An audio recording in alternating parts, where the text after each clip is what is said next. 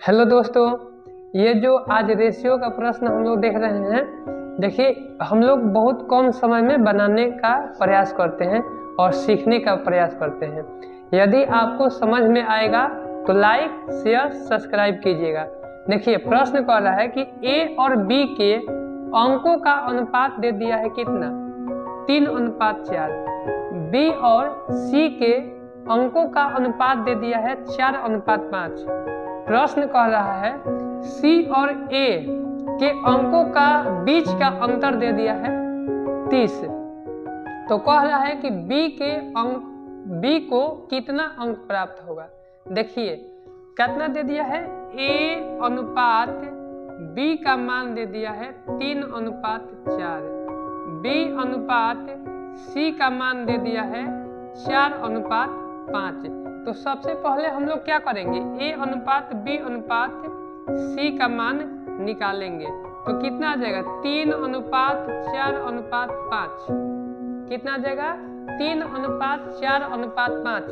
अब बात यही समझने की जरूरत है। प्रश्न कह रहा है कि सी ए के अंकों का अंतर कह रहा है। सी और ए के अंकों का अंतर कह रहा है। तो सी ये है और ए ये है, ये दोनों का अंतर कितना हो जाएगा, 2 हो जाएगा।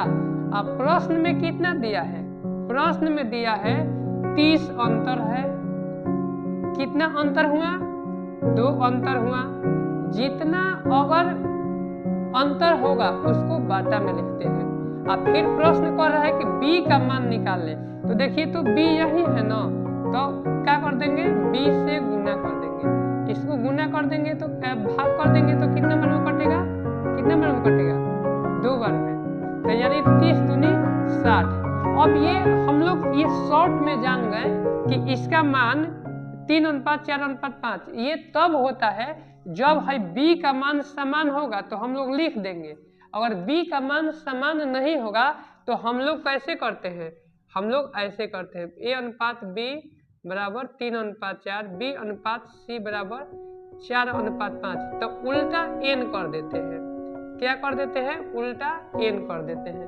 तो चरती 12 हो गया, अनुपात 16 हो गया, अनुपात क्या हो गया, इसमें गुना करेंगे तो 5 के 20। देखिए कटेगा तो उतना ही आएगा, 3:4:5। इतना ही आया कि नहीं आया। अब यहाँ पर और भी प्रश्न पूछा जाता है।